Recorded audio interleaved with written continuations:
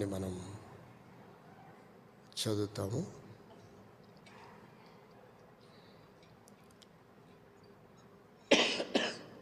ఋతు గ్రంథం 1వ అధ్యాయము 16, 17, 18 వచనాలు చదివి సహాయపడండి. ఋతు గ్రంథం 1వ అధ్యాయం 16, 17, 18 వచనాలు బిగ్గరగా చదవటానికి ప్రయత్నం చేయండి. ముఖ్యంగా స్పష్టత కూడా చాలా ప్రాముఖ్యం.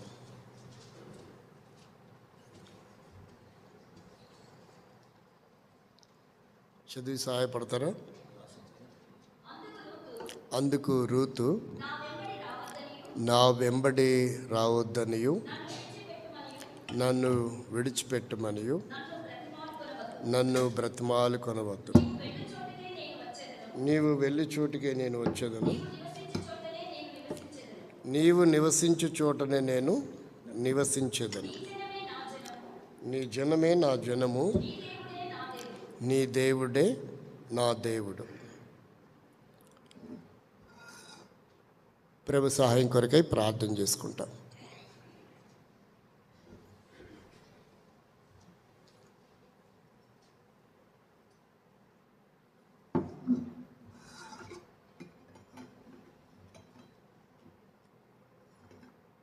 కనికరగల తండ్రి, కరుణా సంపన్నుడమైన దేవానికి స్తోత్రం. మీ కృప బాహల్యమును బట్టి మీకు స్తోత్రములు. గద్వాల కర్మేల్లో నీ ప్రియమైనటువంటి పిల్లలతో కలిసి ఒకటిగా నేను చేరి రావడానికి ఇచ్చిన కృప కొరకు వందనాలు. ఆయా స్థలాల నుంచి చేరొచ్చిన పరిశుద్ధమైన నీ పిల్లల్ని బట్టి స్తుతిస్తున్నాం. ఎవరు రాలేకపోతున్నారో జ్ఞాపకం చేసుకోండి. మరొక తరుణం అనుగ్రహించండి. మార్గంలో ఉన్న వారిని బైకులో, ఆటో, బస్సు ద్వారా ఆయా రీతిగా వస్తున్న నీ ప్రియులను క్షేమంగా నడిపించమని ప్రార్థన చేస్తున్నాం. అలాగే నీ స్థలంలో జరిగిస్తున్న మందిరపు పనులను బట్టి దాని అవసరాల అక్కర్ల కొరకు ప్రార్థన చేస్తున్నాం. సమకూర్చండి, అద్భుతం చేయండి. మందిరం పూర్తి చేసుకొని పైన షెడ్ కూడా పూర్తి చేసుకునడానికి సహాయపడండి. అందుకు అవసరమైనటువంటి మెటీరియల్ సొమ్మును సమకూర్చండి. పనిజీవారిని కూడా జ్ఞాపకం చేసుకుని అభిషేకించి పని జరిగించడానికి కృప చూపమని ప్రార్థిస్తున్నాం. ప్రారంభం నుంచి ఇంతవరకు పరిచర్య చేసి వెళ్ళిన దైవజనులను, పెద్దలందరూ బట్టి మీకు స్తోత్రం వందనములు. ప్రస్తుతం మీ దాసులు దేవదాన గారు కుటుంబం, వారి పిల్లలు, మామయ్య గారు తీసుకొచ్చిన పరిచర్య ఏదైతే వారు చేయాలని ఉద్దేశం సంకల్పమైందో అది మీరు జరిగించండి. అనేకులు సహకారాలు ఉంచండి. ఈ పరిచర్య విస్తరణ కొరకు రానున్న దినాల్లో ఇంకా సమకూర్పు కొరకు క్రొత్త బ్రాంచీలు ప్రారంభించడం కొరకై దాసును అభిషేకించి వాడుకోండి. సిస్టర్స్ పరిచర్య, సండే స్కూల్ పరిచర్య, యవనస్తుల పరిచర్య, సువార్తలు, గురుకోడికలు, వాల్నైట్లు, ప్రభు ఉపవాస ప్రార్థన కార్యక్రమాలన్నీ విజయవంతంగా జరిగించగల దేవుడిని స్తుతిస్తున్నాం. నేను కూడా విడిచొచ్చిన సంఘం కుటుంబం జ్ఞాపకం చేసుకోండి. అక్కడ నిలబడి దాసులు అభిషేకించండి. గద్వాల జిల్లాలో ప్రభా, మరి తెలంగాణ, ఎబ్రోను, ప్రపంచ దేశాల్లోని పక్షులను దాసులను అభిషేకించి ఆత్మపరులుగా చేసి నీ నామ మహిమ కొరకై వాడుకోండి. ఎబ్రోను పరిస్థితులను చక్కపరచండి. పూర్వపు స్థితిలో మరలా ఎబ్రోను వైభవం కొనసాగేటట్టు సహాయించండి. ఏరెండింగ్ మినిస్ట్రీకి వస్తున్నాం ప్రభా, మరి క్రిస్మస్, నూతన సంవత్సర పరిచర్యల కొరకై మీరు ప్రతిష్ఠించి అభిషేకించండి. దయగల తండ్రి, ఎవరి వాగ్దానం నెరవేర్పు జరిగిందో వారి బట్టి స్తోత్రం. ఇంకా వాగ్దానం కొరకు ఎదురు చూస్తున్నారు, వారి విషయం సహాయపడండి. అలాగన ఉద్యోగము, వ్యాపారం, వివాహం, సంతానం, ట్రాన్స్ఫర్, ప్రమోషన్లు, అస్వస్థలు, వ్యాధులతో ఉన్నవారు వారి స్వస్థత క్షేమం కొరకు కూడా ప్రార్థన చేస్తున్నాం. దయచూపండి. మీ చిత్తానికి అప్పగిస్తూ వందనములు చెల్లిస్తూ స్తుతిస్తూ చదువుకున్న లేఖనం నుంచి మీరే మాతో మాట్లాడమని, మా హృదయాలను ఆరాధనతో నింపమని, నిష్ప్రయోజకు నీ దాసుని మరుగుపరిచి మాట్లాడి మహిమ పొందమని యేసుక్రీస్తు వారి సర్వశక్తి గల నామంలో స్తుతించి ప్రార్థిస్తున్నాం తండ్రి. ఆమేన్. చాలా సంతోషం. నేను ఈరోజు స్టెప్నీ అంటే ఎంతమందికి తెలుసు? మోటార్ ఫీల్డ్ కలిగిన వారందరికీ దాదాపుగా స్టెప్నీ అంటే తెలుస్తుంది కదా. స్టెప్నీ అంటే అది అనునిత్యము ఉండే టైర్ కాదు వాహనానికి. స్టెప్ని ఎక్కడో మూలకుంటుంది, అదంత శుభ్రంగా ఉండదు, ఏదో డిస్టర్బెన్స్గా చినిగిపోయి అలా ఉంటుంది.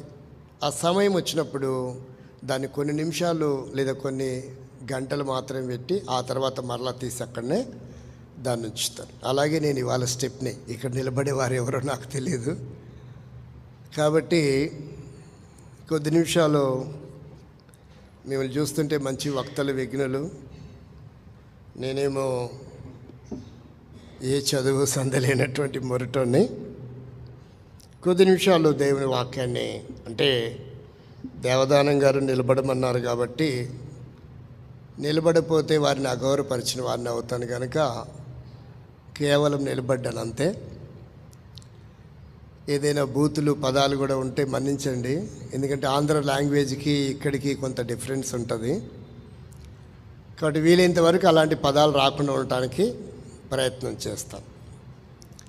నాకు కొంచెం ప్రశ్నలు వేసుకునే అలవాటు ఉంటుంది, ఎందుకంటే మీరు రకరకాల ప్రదేశాల నుంచి వచ్చి ఏదో ఆలోచనలు కలిగి ఉంటారు కాబట్టి వాటిలో నుంచి మనం దేవుని సన్నిధిలో మమేకమై దేవుని మీద ఆధారపడి దేవుని ఆరాధించడానికి కొరకే మన హృదయాలను సిద్ధపరచుకోవటం కొరకు ఈ చిరు ప్రయత్నం. కాబట్టి 2 ప్రశ్నలు ఈ భాగంలో మనం వేసుకోవడానికి ప్రయత్నం చేయడానికి ఇష్టపడతాం. కర్మేలు వాసులు కనుక బైబిల్లో మొట్టమొదట కర్మేలు అనే పదం ఎక్కడ కనబడుతుంది, బైబిల్ అంతట్లో ఎన్ని పర్యాయములు రాయబడింది అంటే ఫండమెంటల్స్ చాలా అవసరం కదా. అవుట్లైన్స్ మనకు తెలిసి ఉండాలి. 5, 10, 15, 25, 30, 40 సంవత్సరాల నుంచి కూడా ఇక్కడ విశ్వాసులు ఉన్నారు కాబట్టి అసలు ఆ పేరు ఎందుకు పెట్టారో, ఆ పేరు పెట్టినటువంటి దినాలలో ప్రతిష్టప్పుడు ఆ పేరుని గురించి వర్తమానం చెప్పారో లేదో నాకు తెలియదు. కాబట్టి అసలు ఆ పేరు బైబిల్లో మొట్టమొదట ఎక్కడుంది? రెండవ ప్రశ్న, ఎన్ని పర్యాయములు రాయబడింది? మీరు అది స్పందించకపోతే తప్పో ఒప్పో తర్వాత, ముందు స్పందించండి. మనకు అవార్డులు రివార్డులు ఏం రావు. నేను నేర్చుకోవాలని చిరు ప్రయత్నం చేస్తున్నా, తెలుసుకోవాలని. నేర్చుకొని ఏమి వెళ్ళనులే, మీరు చెప్తే మళ్ళీ ఇక్కడే వదిలేసి వెళ్ళిపోతాను వరకు నా తెలుసుకోవటానికి.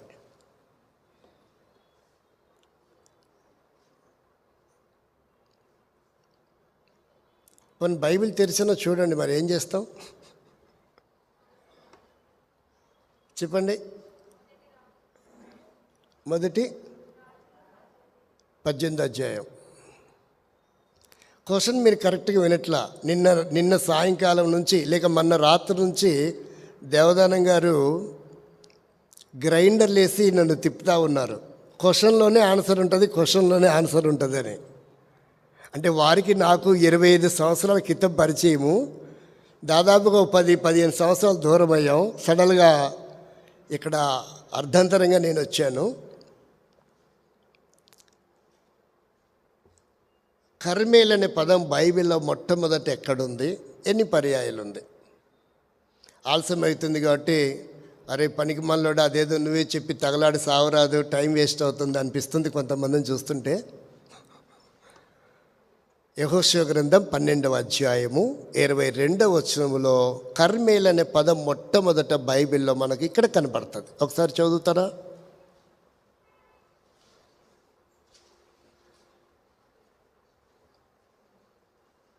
క్లారిఫై కోసం మాత్రమే, అవునో కాదో మీకు తెలియాలి కదా.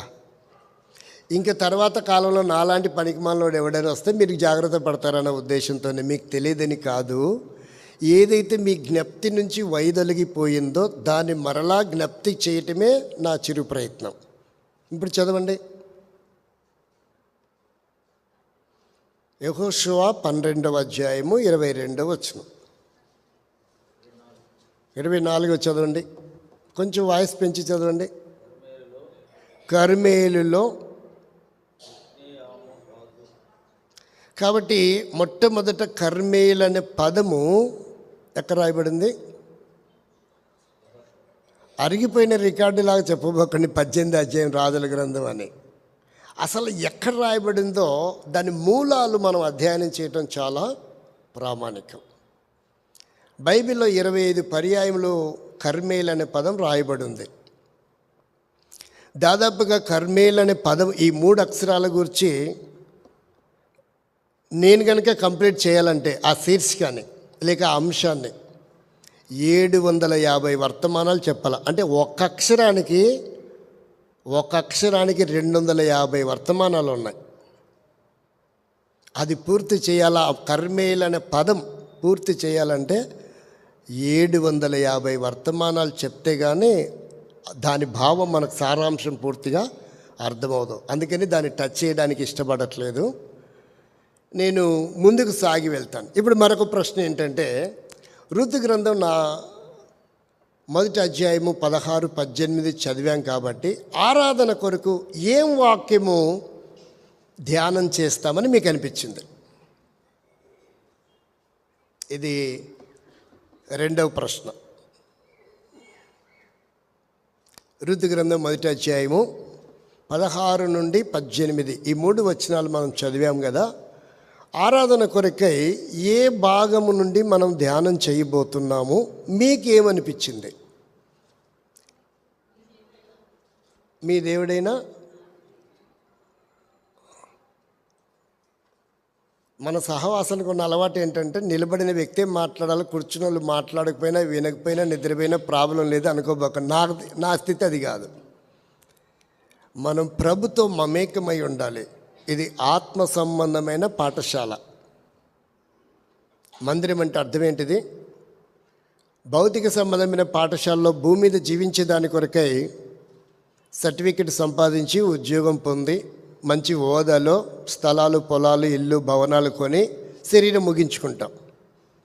ఈ పాఠశాల ఏంటి అంటే భూమి మీద మనల్ని మనం సరిచేయబడి క్రమపరచబడి మన లోపాలు తొలగించుకొని ఆ నిత్యరాజ్యంలో ప్రవేశించే దాని కొరకై మనము సిద్ధపడే కోచింగ్ సెంటర్ లాంటిది ఈ పాఠశాల. అందుకని మనం మమేకమై ఉండడం బాగుంటుంది అనేది నా అభిప్రాయం. నాకు ఇలా అర్థమైంది కాబట్టి నేను ఇలాగే చెప్తా. అందరూ అలాగే దాన్ని తీసుకోబోకండి, నా అభిప్రాయం మాత్రమే. రెండవది, కూర్చున్న వాళ్ళందరూ విఐపీలు అనేది నా అభిప్రాయం. నిలబడిన వ్యక్తి సర్వెంట్, మీకు పరిచర్య చేసేవాడను అనేది నా అభిప్రాయం. ఎందుకంటే భోజన పంక్తులు కూర్చున్నప్పుడు సాంబార్ పడుతుందో, రైస్ పడుతుందో, ఇంకేదైనా జరుగుతుందేమో అని వడ్డించేవాడు భయంతో వడ్డిస్తాడు. బిందు ప్రధానికి విఐపి లాంటి వ్యక్తుల మీద పడితే భౌతికమైన దాడి కూడా చేస్తాడు. ఎరా కడుపుకి అన్నం తింటావా, గడ్డి తింటావా? వారు ఎంత ఖరీదైన వస్త్రం వేసుకొని వచ్చారు, వాళ్ళు ఎంత ప్రాముఖ్యమైన వ్యక్తులు. పచ్చడి పడేస్తావా, సాంబార్ పడేస్తావా, నీరు పడేస్తావా, భోజనం ఇరెగ్యులర్గా వడ్డిస్తావా అని అంటాడు కదా. అలాంటిది నేను నిలబడిన స్థలం కూడా. అందుకనే మీరు విఐపి లాంటి వారు. నేను జస్ట్ సాంబారు వడ్డించే లాంటి వాడిని. నాకు ఇలా అర్థమైంది, వేరే వాళ్ళకి ఎలా అర్థమైందో నాకు తెలియదు, పక్కన పెట్టండి. ఇక్కడ మనం గమనిస్తే రూతు గూర్చి కానీ నయోమి గూర్చి కానీ ఇక్కడ చెప్పడానికి ప్రభు నన్ను ప్రేరేపించలేదు. మరి ఏం చెప్పాలి? మోయాబు అనే ఈ చరిత్రలో నుండి మనం ఆరాధన వర్తమానం అధ్యయనం చేస్తాం. చూడండి, 2వ అధ్యాయం 6వ వచనం ఒకసారి చదవండి. మోయాబు వైపు ఎందుకు నా దృష్టి దేవుడు మళ్లించాడు? నేనైతే కర్మేలు గురించి చెప్పాలని చాలా ప్రయత్నం చేసినాను. నేను మధ్యాహ్నం నుంచి ప్రార్థన చేసుకుంటున్నా, ఎండలో గోడ మీద ఉండి కూడా. రేకుల మీద, గోడ మీద అంటే మళ్ళీ ఎలా ఎక్కావు గోడ మీదకి అంటారేమో. రాత్రి కూడా కర్మేలు గురించి ఏమైనా చెప్తావా అబ్బాయి అని కూడా మీ దైవసేవకులు నన్ను అడిగాడు. ప్రార్థన కూడా చేసుకున్నా. ఈ పాటలు పాడే సమయంలో దేవుడు నా మనసుని మార్చేశాడు. దాన్ని పక్కన పెట్టి ఈ మెయిన్ ట్రాక్ మీదకి ఈ మోయాబు చరిత్ర చెప్పాలి అని తలంపు దేవుడు ఇస్తూ వచ్చాడు. 6వ వచనం చదవండి, 2వ అధ్యాయం. కోయి వారి మీద ఉంచబడిన ఆ పనివాడు ఈమె మోయాబు దేశము నుండి నయోమితో కూడా తిరిగి వచ్చిన ఆమె పిహెచ్డి ఏంటంట? మోయాబీరాలు. ఆమె పిహెచ్డి ఏంటి?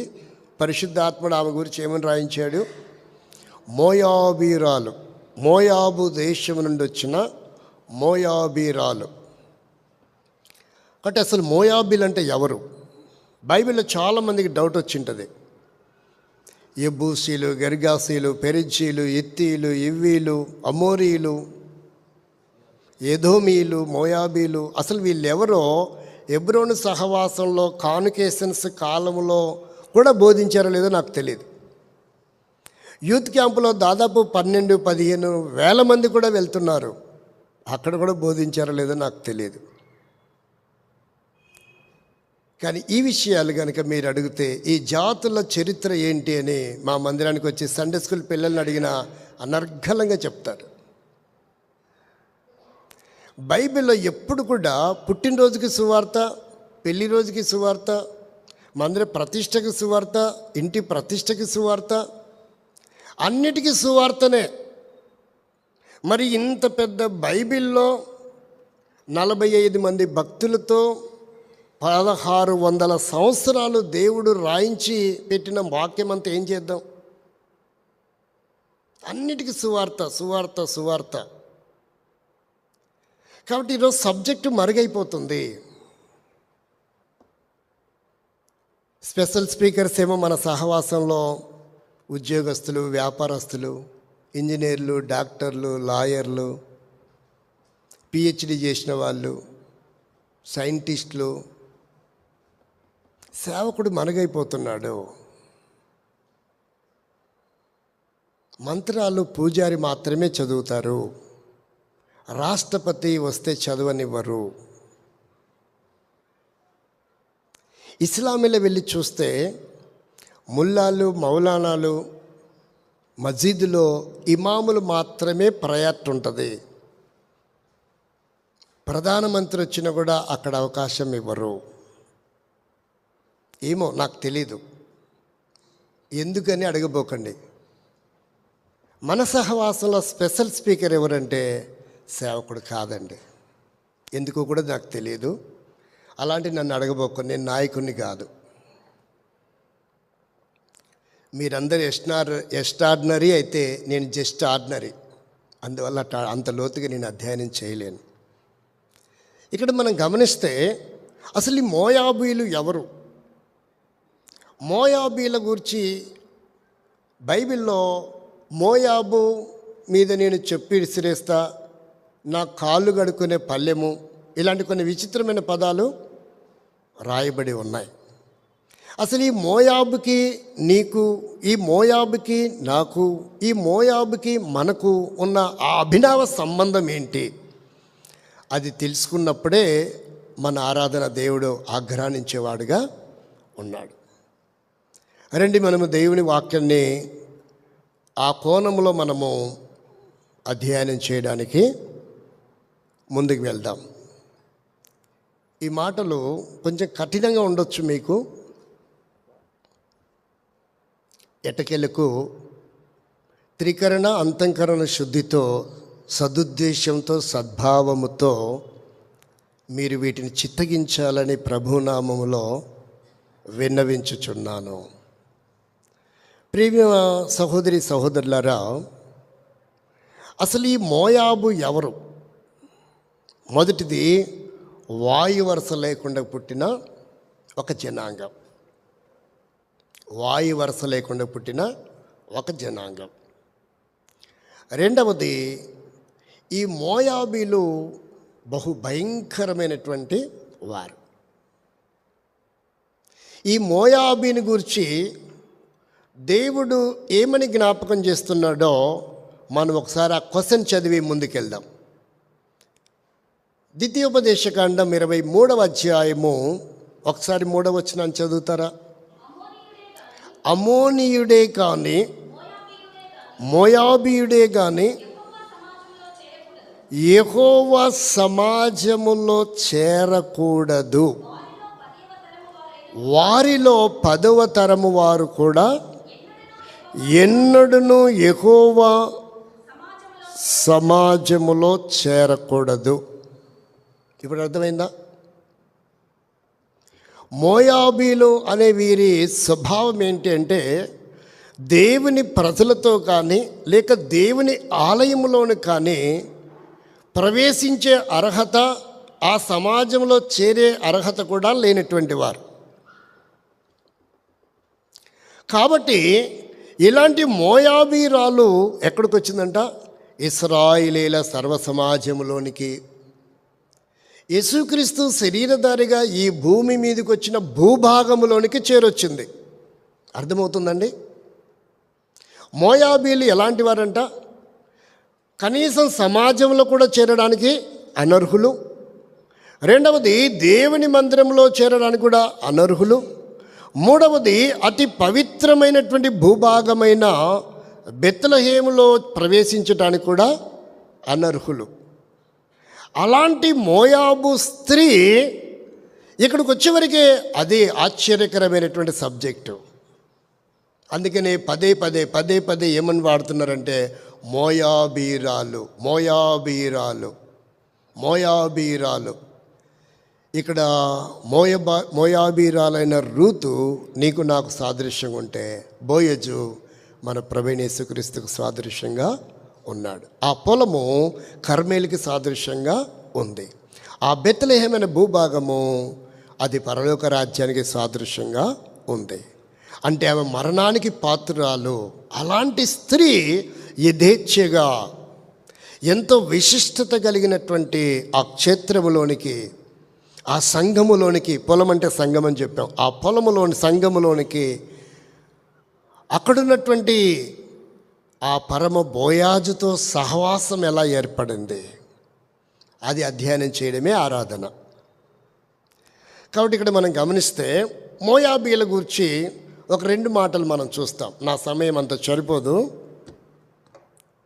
నాకు దాదాపుగా ప్రతి వర్తమానానికి 1.5 గంట కావాలి. స్పెషల్ స్పీకర్గా వెళ్ళి అలవాటైంది. ఆదివారం ఉండను ఎక్కడ పరిచయలో, ఎందుకంటే ఆదివారం టైం సరిపోదు. ఆ తూతు మంత్రం తుమ్మాకు మంత్రంలాగా అవుతుంది. కార్యక్రమాలు ఎక్కువ ఉంటాయి కాబట్టి ఒక అరగంట బిబిలికల్గా, ఒక అరగంట సైంటిఫిక్గా, ఒక అరగంట హిస్టారికల్గా అలా చెప్పి కన్క్లూషన్ చేయడం నాకు అలవాటైంది. కాకపోతే బైబిల్ తెరవలేను, చదవలేను, చదువు రాదు. ప్రార్థన చేసుకుంటా నిలబడతా అంతే. అర్ధరాత్రి లేపి ఒక అంశం ఇస్తే, టాస్క్ ఇస్తే అనర్గళంగా వర్తమానం ఉంటుంది. ఏమి ఎత్తుకోవాల్సిన అవసరం ఉండదు. ఇప్పుడు చెప్తే ఎట్టండి అన్నది. బైబిల్ పల్లవి పాడతారేమని మోసుకొని తిరుగుతా అంతే. ఒకవేళ బీజేపీ వారికి ఇన్ ఫ్యూచర్లో 400 సీట్లు వస్తే మనకు కనబడుతున్న ఈ బైబిల్ ఉండకపోవచ్చేమో, అంటే అప్పుడు వర్తమానం కూడా ఉండదేమో అనాల్సి వస్తుంది. అందువల్ల ప్రభు పాదాల దగ్గర నేను ఒక క్రొత్త కోణంలో అధ్యయనం చేయడానికి అలవాటు చేసుకుంటూ వచ్చాను. ప్రియ మిత్రులారా, ఇక్కడ మనం గమనిస్తే మోయాబీల యొక్క మొట్టమొదటి విధానం, ఎందుకు వారిని దేవుడు అంత కఠినంగా 10వ తరం కూడా రానివద్దండి, చేర్చుకోవద్దండి అంటే, బైబిల్లో వివక్ష ఉంది అని మాత్రం చెప్పకండి. మన దేశ సాంప్రదాయ ప్రకారంగా చూసినప్పుడు అన్ని కోణాలలో, అన్ని రంగాలలో వివక్ష ఉంది. బైబిలు వివక్షతో కూడినటువంటి విధానాన్ని ఎప్పుడు ప్రోత్సాహపరచదు. మరి ఇవేమంటారండి అని మీరంటే, మీకు అవగాహన రాహిత్యము కనుక అలా మాట్లాడుతున్నారని అర్థం. అది వారి కర్మఫలం. మన దేశ భాషలో మాట్లాడాలంటే అది వారి కర్మఫలం.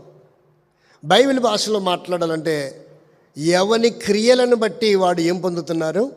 ప్రతిఫలం పొందుతున్నారు. అక్కడేమో కర్మఫలం అంటారు. అక్కడ ఏ నామము కర్మఫలము నుండి విముక్తి పొందలేదు. వారు ఎవరైనా కర్మఫలాన్ని అనుభవించాల్సిందే. కానీ బైబిల్లో క్రియల ఫలములో నుండి విముక్తులు పొంది ఒక గొప్ప అద్భుతమైన అవకాశం భూమి మీద ఉన్నప్పుడు మాత్రమే వీలవుతుంది. భూమి విడిచిపెట్టిన తర్వాత జరగదు. అందువల్ల మనము కొంచెం క్రొత్తగా అధ్యయనం చేయడానికి ప్రయత్నం చేయాలి. రండి, అసలు మోయాబీల సైకాలజీ ఏంటి అంటే, యెషయా గ్రంథంలో 16వ అధ్యాయంలో ఒక మాట మనకు జ్ఞాపకం చేస్తారు. వారి భూభాగం ఏంటి, వారి స్థలం ఏంటి, వారి విధి ఏంటి అనేది మనం అధ్యయనం చేస్తే 12-13 వచనాలు చదవండి. మోయాబీలు ఉన్నత స్థలమునకు వచ్చి ఆయాసపడి ప్రార్థన చేయుటకు ప్రవేశించినప్పుడు ఏమీయూ దొరకకపోవును. పూర్వకాలమున యెహోవా మోయాబును గురించి ప్రవచనం కూడా చెప్పాడంట. మోయాబీ అంటే అర్థం ఏంటంటే, ఇక్కడ వారు ఉన్నతమైన స్థలముల మీద నివాసం చేసేవారు. అరేబియా మన్య ప్రదేశంలో మోయాబు అనే భూభాగం ఉంది. అరేబియా మన్య ప్రదేశంలో మోయాబు అనే భూభాగం ఉంది. కాబట్టి మోయాబు యొక్క విధానం ఏంటి అంటే, వారు ఎప్పుడు నేను పైననే ఉండాలి అనుకునే స్వభావం గలవారు. మొదటిది ఏంటిది వారిది? నేను ఉన్నతమైన స్థానంలో ఉండాలి. ఉన్నతమైన స్థానంలో ఉండేది ఎవరు? ఉత్తర సభాపర్వతం మీద ఉండేది ఎవరు? సృష్టికర్త అయినటువంటి దేవుడు. అక్కడికి కూడా వెళ్ళాలా, నేనేం తక్కువ వాడిని కాదని ఒక అతను అనుకున్నాడు. మనం అటు వెళ్తే ఇటు రాలేం, ఊరికే నాకు గుర్తు చేస్తున్నా. అంటే మోయాబీలు అతి ఉన్నతమైనటువంటి స్థలములో ఉండాలి. నేను కూడా వ్యక్తిగతంగా, కుటుంబంగా, సంఘముగా, లేక నా స్థానము కూడా బయట ఎక్కడ స్థానం లేకపోయినా సంఘములో మొదటి స్థానంలో ఉండాలా అనుకునే స్వభావం ఉందంటే వారు ఖచ్చితంగా మోయాబు స్వభావం గలవారని అర్థం. ఆ స్థానం నేను వెతుక్కుంటూ వచ్చిందనుకోండి, దేవునికి స్తోత్రం. కానీ అనేకులను తొక్కుకుంటూ వెళ్ళి క్యారెక్టర్ని చెడ్డగా చిత్రీకరించి తొక్కేసుకుంటూ వెళ్ళి ఆ స్థానంలో వెళ్ళి కూర్చుంటే అది ఖచ్చితంగా మోయాబు స్వభావమే. భక్తి వైరాగ్యానికి ఉన్నత స్థానం ఎప్పుడు పనిచేయదు. ఉన్నత స్థానంలో మన ప్రభు ఉండాలి, పాదపీఠము చెంత మనం ఉండాలి. అది భక్తికి సంబంధించిన స్థానం. అందుకనే హిందూ ధర్మంలో నీ పాద రాజీములు అని రాస్తారు, నీ పాద పద్మములు అని పిలుస్తారు. కాబట్టి పాదానికి వారు ప్రాముఖ్యత ఇస్తారు. దేవుడికి ప్రాముఖ్యత లేదు. ఆ ధర్మంలో దేవుడికి ప్రాముఖ్యత కనబడదు. ఎవరికి ప్రాముఖ్యత ఉంటుంది? ఎవరైతే అక్కడ ఉంటారో అతని పాదములనే పట్టుకోవాలి. ఏ భక్తుడైనా, రాష్ట్రపతి అయినా దేవుడి పాదము తాకే అలవాటు అక్కడ అవకాశం లేదు. కాబట్టి ఇక్కడ మనం గమనించవలసిన విషయం ఏంటంటే, ఈ మోయాబీల స్వభావము ఉన్నతమైనటువంటి స్థలము కావాలనే కొనే స్వభావం. రెండవది, ఈ మోయాబుని గురించి కనుక మనం చూస్తే చూడండి, సంఖ్యాకాండం 25 అధ్యాయం 1 వచనం. త్వరగా చదివితే నేను త్వరగా ముగిస్తాను, లేదంటే చాలా టైం పడుతుంది. ఇశ్రాయేలీయులు సిద్ధీములో దిగి ఉండగా ప్రజలు, కాబట్టి వీరు ఎవరంట? అక్రమముతో జీవించే స్వభావం గలవారు. ఆ పదాన్ని నేను వాడడానికి ఇష్టపడట్లేదు. ఈ స్థానంలో ఉండి ఆ పదం వాడడం అంత సబబు కాదు. పౌలు అంటాడు, అన్నీ చేయగలిగిన స్వాతంత్రం మాకుంది కానీ చేయకూడదు, అన్నీ మాట్లాడదగిన స్వాతంత్రం ఉంది కానీ మాట్లాడకూడదు. కొంతమంది కొన్ని బూతు పదాలు మంచినీళ్ళు తాగినంత ఈజీగా మాట్లాడేస్తుంటారు. దానివల్ల రెండో మరణం ఉందన్న సంగతి తెలియట్లేదేమో వారికి, మరి నాకు అర్థం కావట్లేదు. ప్రియులారా, మనం గమనించవలసిన విషయం ఏంటంటే, వారు అక్రమ సంతానము. వారి జీవన విధానమంతా అక్రమమే. అక్కడ క్రమం ఎంత వెతికినా కనబడదు. కాబట్టి మోయాబీలు అక్రమకారులు. నేను అక్రమం అనే పదాన్ని వాడాను, మీరు బైబిల్ ఉన్న పదాన్ని అర్థం చేసుకుంటే మంచిది.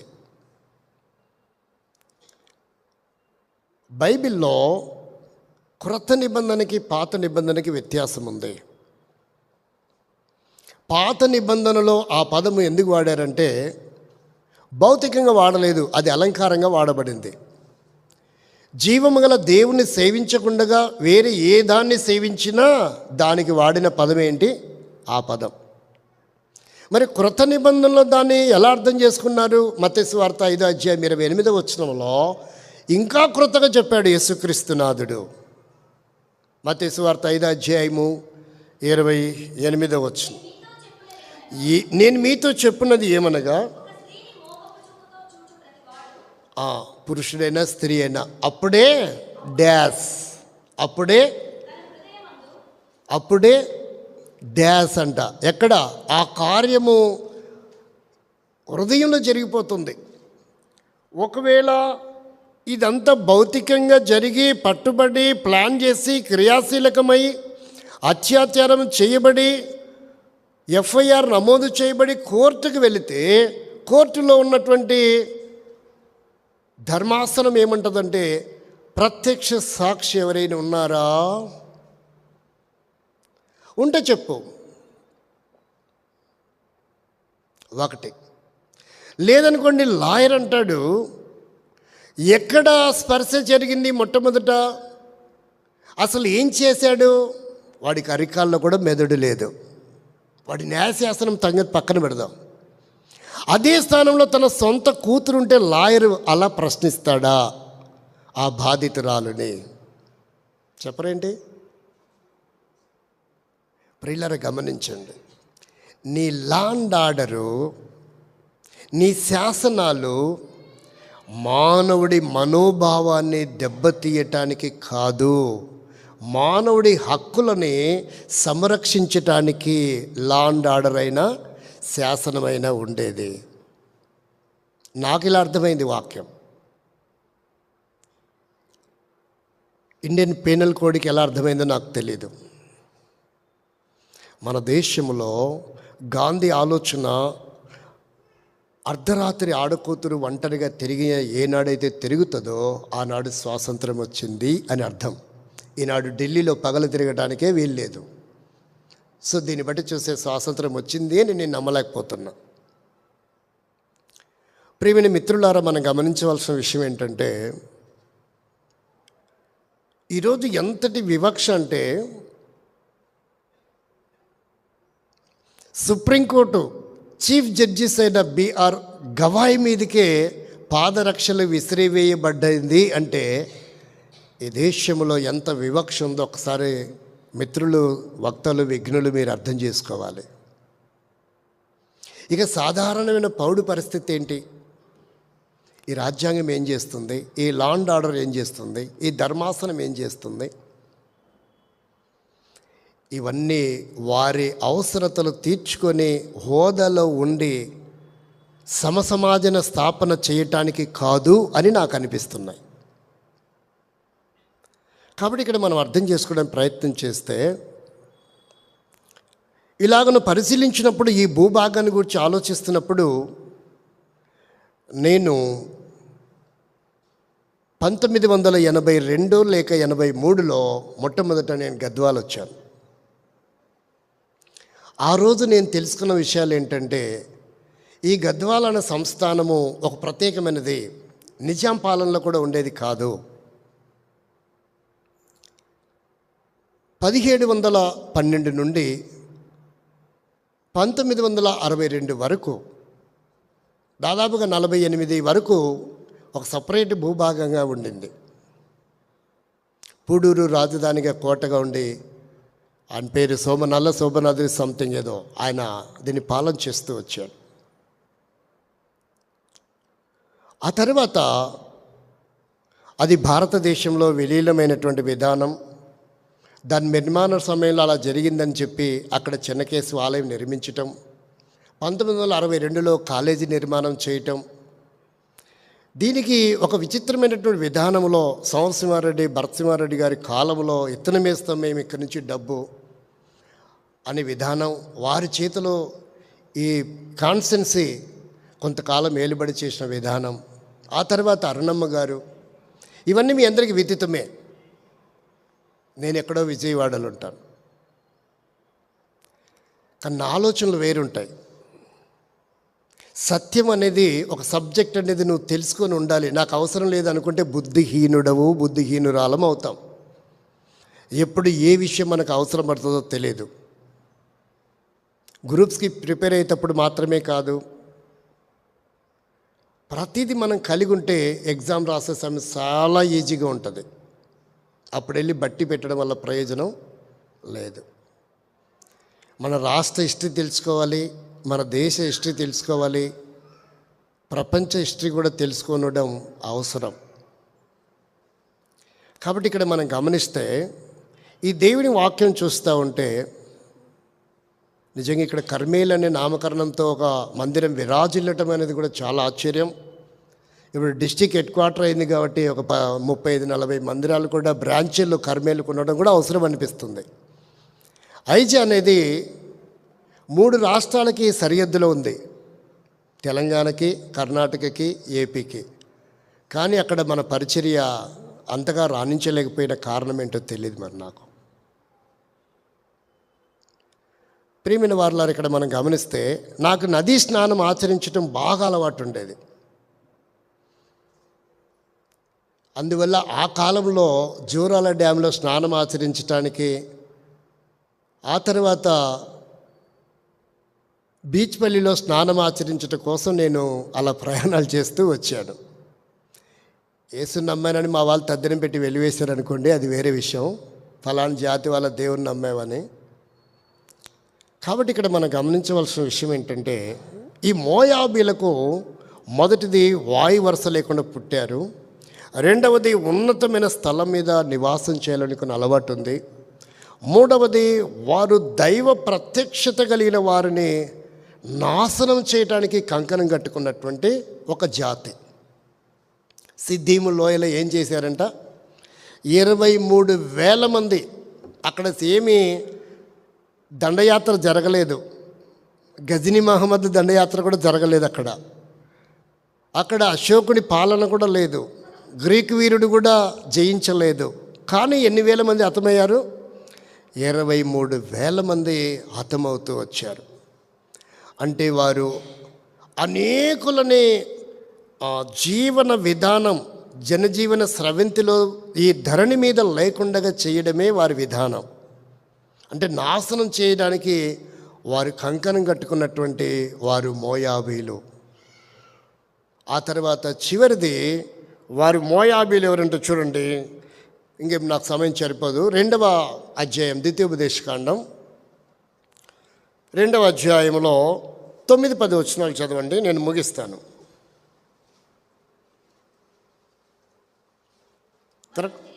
మనము తిరిగి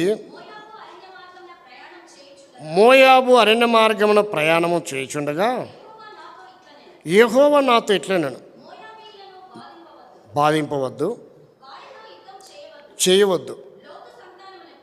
లోతు సంతానమునకు 6 దేశములు స్వాస్థ్యముగా ఇచ్చితిని, వారి భూమిలో ఏది నీకు, అంటే వారికి ఇంకా ఏది కూడా, కొంతమందికి ఏబీ పాజిటివ్ బ్లడ్ ఉంటుంది కదా, ఆ బ్లడ్ ఎవడికి ఇచ్చినా చచ్చిపోతాడు ఒక చుక్క తీసుకుంటే కూడా. అంటే మోయాబీలు అలాంటి వాళ్ళు అన్నమాట. వాళ్ళ దాంట్లో నుంచి ఏది కూడా రవ్వంత కూడా వేరే వారు తీసుకోవడానికి వీలు లేనటువంటి విధానం. ఇక మనమే వాళ్ళకి ఇవ్వాలి తప్ప వాళ్ళు వాళ్ళ దగ్గర నుంచి మనం ఏది.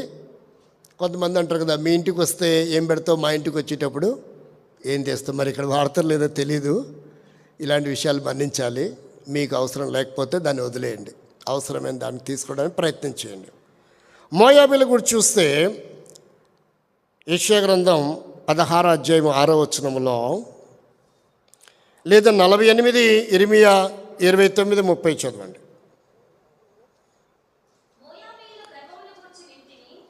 అంటే వారి జీవితంలో మరొకటి ఏంటిదంట, మోయాబీలు బహుగర్విష్ఠులు. మోయాబీల స్వభావం మరొకటి ఏంటి, గర్వం. నాశనమునకు ముందు గర్వము, పడిపోవడానికి ముందు అహంకారం. ఈనాడు మోయాబీలు లాంటి వారం మనం కూడా. మనం ఎవరము? మోయాబీలు. మరి వాళ్ళకున్న లక్షణాలు మనకి ఏమి లేవు కదండి అని మనం అనుకుంటామేమో.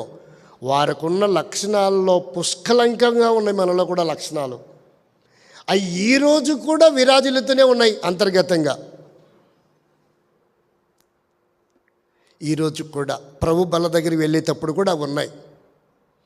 గర్వం ఏంటంటే కొంచెం జుట్టు బారు ఉన్న గర్వం, కొంచెం ముఖం అందంగా ఉంటే కూడా గర్వం, ఒకవేళ డిగ్రీ పీజీ పిహెచ్డి చేస్తే గర్వం, ఇంజనీర్ అయితే గర్వం, ఎంబీబీఎస్ సీట్ వస్తే గర్వం, స్టేట్ ఉద్యోగం, కేంద్ర ఉద్యోగం, లేక ఇలా ఏ ఉద్యోగంలో ఉన్నా వారితో వీరితో పోల్చుకుంటే ఆ విశ్వాసం ఈ విశ్వాసంతో, వాళ్ళ అబ్బాయి మా అబ్బాయి, ఆ అమ్మాయి మా అమ్మాయి, అతను ఆమె భర్త నా భర్త, ఇలా అన్ని రంగాలలో గర్వం గర్వం గర్వం విరాజిల్లుతూ ఉంది.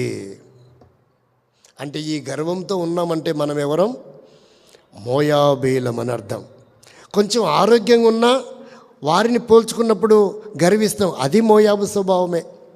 ఎదుటి వారికి జుట్టు తెల్లగా అయిపోయి త్వరగా మనకు నల్లగున్నా అదొక గర్వం. అదంతా కూడా మోయాబు స్వభావమే. ఒకవేళ ఎదుటి వ్యక్తి బైక్ లేదు, నువ్వు బైక్ కొన్నా మోయాబు స్వభావం, కారు కొన్నా మోయాబు స్వభావం అని చెప్పట్లే ఇక్కడ. వాడికి లేదు అని నీకుందని గర్విస్తున్న దాన్ని బట్టి మోయాబు స్వభావం. దయ చూపించాలి, ప్రేమ చూపాలి. ఒకవేళ నీకు కుమారుడు పుట్టి వేరే అక్క కుమారుడు పుట్టకపోతే గర్వం. నేను కొడుకుకి జన్మనిచ్చా, నాకు వంశంకురుడు పుట్టాడు. చూసారా, ఇలా లెక్కేసుకుంటే పోతే కోకొల్లలు చెప్పగలను, ఇక్కడ సమయం లేదు. కాబట్టి ఇది మోయాబు స్వభావం. ఉన్నతమైన స్థానంలో నేను ఉండాలి, ఎంతమందిని నేను నాశనం చేస్తా అనుకునేది మోయాబు స్వభావం. నేను మాత్రమే ఉండాల, నాదే జరగాల అనుకునేది మోయాబు స్వభావం. ఎంతమందిని నేను నాశనం చేస్తాను, ఏమైపోయినా బాధలేదు అనేది మోయాబు స్వభావం. 23,000 మంది చనిపోయారు అక్కడ వారి కారణం చేతనే. కాబట్టి ఇలా మనము కూడా ఈ జీవము గల దేవుని ప్రజలకి దూరస్థులం, ఈ మందిరానికి దూరస్థులం, ఈ నామానికి కూడా మనం బహు దూరము కలిగిన వారమే. అక్కడ మోయాబీలాగా తరతరాలు ఎక్కడో ఉండవలసినటువంటి మనలని దేవుడు ప్రేమించాడు. ఒక మాటలో చెప్పాలంటే మరణమునకు నరకానికి పాత్రులు ఈ మోయాబీలు. సో మనం కూడా అలాంటి వారమే. అలాంటి మరణమునకు పాత్రులమైన మనం, అలాంటి దౌర్భాగ్యకరమైన జీవితంలో జీవిస్తున్న మనం, ఈ నామమును ఉచ్చరించడానికి అర్హత లేని మనం, ఈ ప్రజలతో సమాజంలో చేరే అర్హత లేని మనం, ఈ మందిరంలో ప్రవేశించే అర్హత లేని మనం.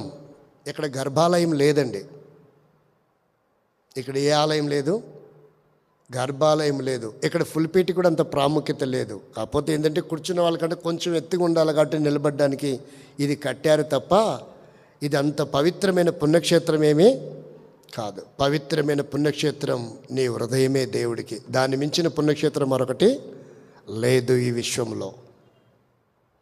స్థలానికి ప్రాముఖ్యత ఇవ్వలేదండి బైబిల్. మానవుడి హృదయంలో ఆయన పుణ్యక్షేత్రముగా విరాజిల్లాలని, కొలువై ఉండాలని ఇష్టపడుతూ ఉన్నాడు. ఆయన నివాస స్థలం అది. చెత్త చెదారము కుళ్ళు కుతంత్రాలతో మన హృదయం ఉంది. అందుకే దేవుడు వెలుపటుండి తలుపు తడతా ఉన్నట్టంట. ఎవడు నా స్వరం విని తలుపు తీస్తాడో నేను వారిని నేను కలిసి భోజనం చేస్తాను. కబ్జా చేసేవాడు కాదు ఆయన. వాలంటరీగా స్వచ్ఛందంగా నువ్వు ఆయన ఆహ్వానించాలి, అప్పుడే వస్తాడు. శాపగ్రస్తమైన జీవితం కలిగిన వారం. అందుకని ఆమెకు ఏమని ఇస్తున్నారంటే ఈమె మోయాబీరాలు. ఈమె ఎవరు? మోయాబీరాలు.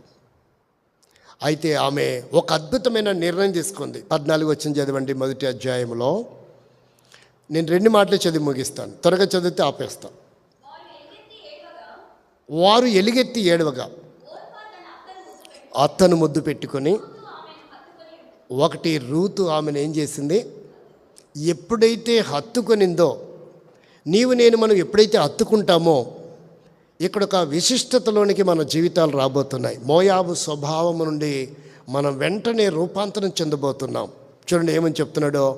ద్వితీయోపదేశకాండం 4:4 ఒకరు చదవండి. 30:20 ఒకరు చదవండి. ద్వితీయోపదేశకాండం 4:4 ఒకరు చదవండి. 30:20 కూడా ఒకరు చదవండి. మీ దేవుడైన యెహోవాను హత్తుకొనిన మీరందరూ.